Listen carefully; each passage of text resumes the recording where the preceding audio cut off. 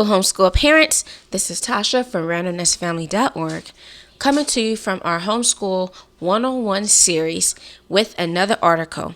This article will be read by Becky, and it can be found online at randomnessfamily.org/home/homeschool-101. You can visit us.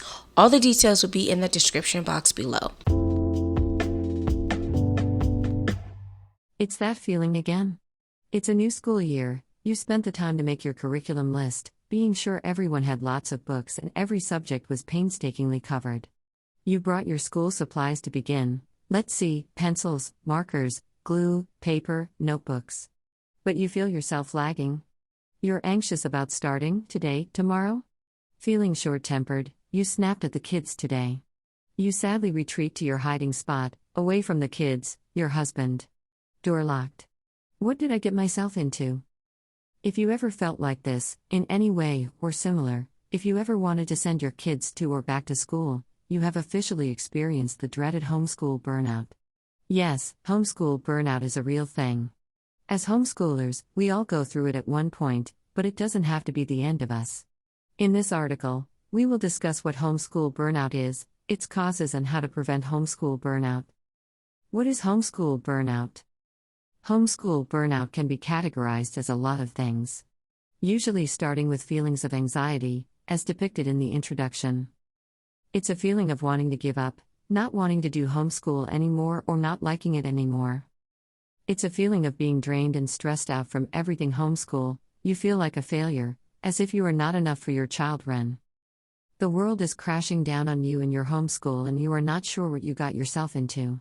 Like, am I qualified to really do this? This is what homeschool burnout is. It's the number one reason why some parents give up.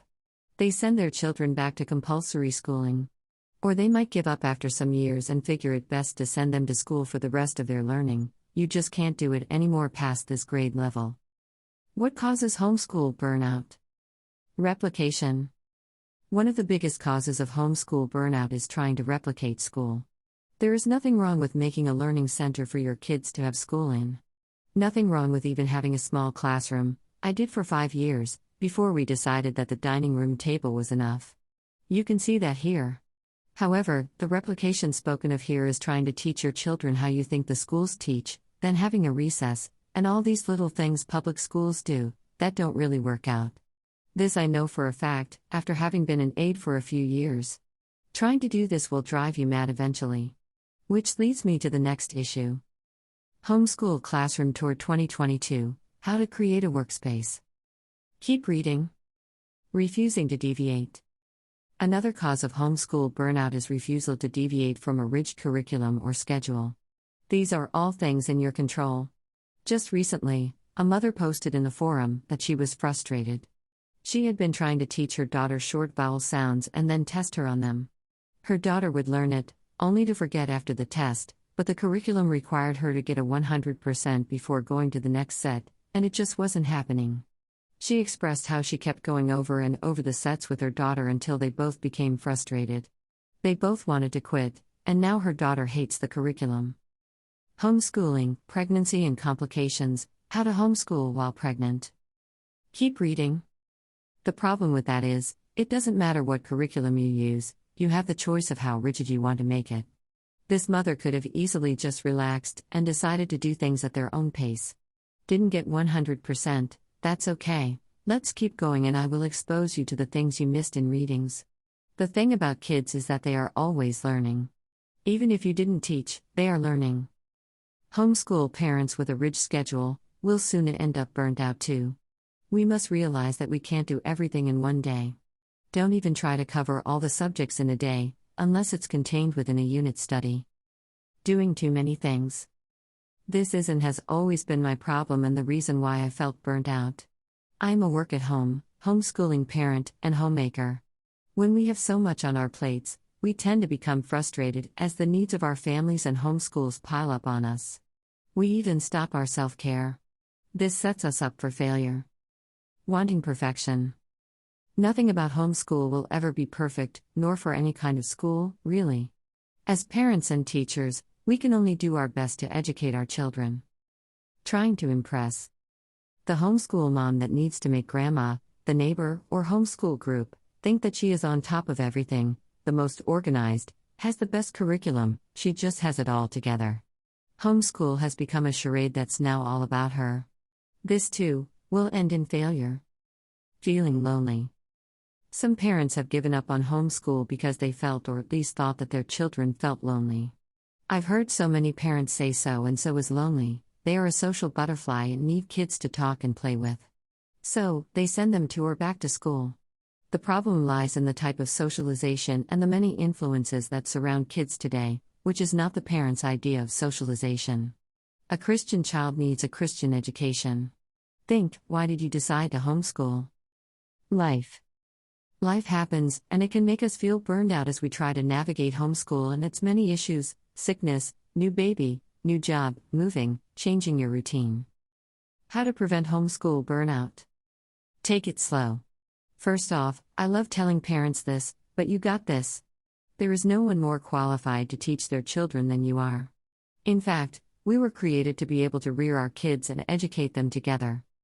When you feel that things seem out of whack and no one seems interested in homeschooling anymore, try these tips to stop or prevent burnout. Unschooling. I'm not saying to stick with this method, but try it for a few weeks or a month. It's just the notion that kids are always learning, so let them choose. Unschooling was first coined by author John Holt back in the 1970s as an alternative to schooling. It's described as delight-driven learning, child-led learning, interest-led learning, fun schooling, life experience learning, relaxed homeschooling, child-centered learning, and passion-driven learning. Make it a movie day. Or week, or month. Watch movies, it's considered language arts. Trust me, your students will get a lot from it. Give them a journal, and let them write away about what they learned, draw pictures, do art projects, etc. Then add in math. Science, social studies, history? There is a movie for that. The benefit of this method is discussed highly in the article Homeschool Late Start. Invest in YouTube Premium here. Using this code will get you a huge discounted rate and thus a month off, and create a playlist of videos you choose that are commercial free. For each grade, the best part, you can be in bed and control what they watch from your phone when you connect it to the TV. Shuffle as needed, mixing and matching to suit each student. Again, give that notebook. If you don't know about notebooking or journaling, check out this article, Notebooking for the Summer. Try audiobooks. I shared in a previous article, How to Homeschool Practically Free, some ways to save money and help your child learn, also giving yourself a break. I shared resources for audio learning. Enjoying another parent reading to your child, a book of your choice, is a great way to give yourself a break. If you don't know about audiobooks, Amazon has a subscription plan that hosts many books and resources, for a great price. They currently offer 3 options, all of which I personally love and use. They have Audio Plus and Audible gift memberships. Both a worthy subscription for you and as a gift to another homeschool parent. Our homeschool enjoyed the Tuttle Twins books and their audio versions. I recently invested in the complete package to expose them to economics. The package came with books, curriculum PDFs, and the audio version of that book. When I have to work in the evening, just before heating dinner, since I meal prep, I have the kids sit down to hear an audiobook and choose some things from the curriculum they want to do. It is drawing, writing assignments, Mad Libs, their top favorite, and more. You can get your own here. By the way, this is not sponsored, we really like the Tuttle Twins. Have a park day. Get out and smell the fresh air. Let the kids explore the park and play. Have a game day. Pull out the games. I just recently purchased quite a few for days I need a break from a yard sale. Cards, board games, chess, etc. all help your child to keep learning and develop other critical skills. Plan a field trip. Depending on what season you are going into, plan a field trip with your kids. Our new interactive planner has a class field trip section, try it out. See what's free in your area, hay rides, museums, fairs, etc. These get you all out of the house and having fun, a well-deserved break. Then have them notebook it or write about it in their journal. Try a unit study. This is especially important if you have more than one student with different grade levels of learning. It will lessen your homeschool time, get you outdoors faster, and planning will be a snap. We are lovers of the good old unit study. Check out our shop for some already planned ones. We often have sales and are usually creating more. Read more about the unit studies in the article What is a Unit Study? How to use a unit study. For other ideas, check out the article How to Homeschool Practically Free. What is a unit study?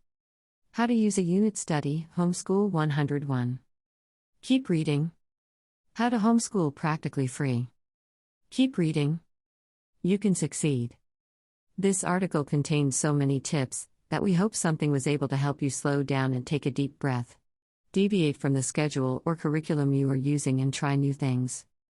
How to schedule a homeschool day. Keep reading. 6 tips to homeschool planning.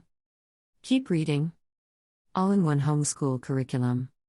Keep reading. How to build your own homeschool curriculum. Keep reading. Get plugged in with other parents for support. Many parents flock to Facebook, but if that's not your thing, try something new. Check with your city for any local homeschool groups if that's what you are looking for. But do not overload your schedule with activities and outings. Once you get your groove back, rethink new ideas for the future. It's your homeschool, you get to decide how you want to educate your kids. Take breaks when you need to, remember that your kids are always learning. Forget about what's next. Give yourself grace and space. Parents, you can succeed, do not forget about your self-care.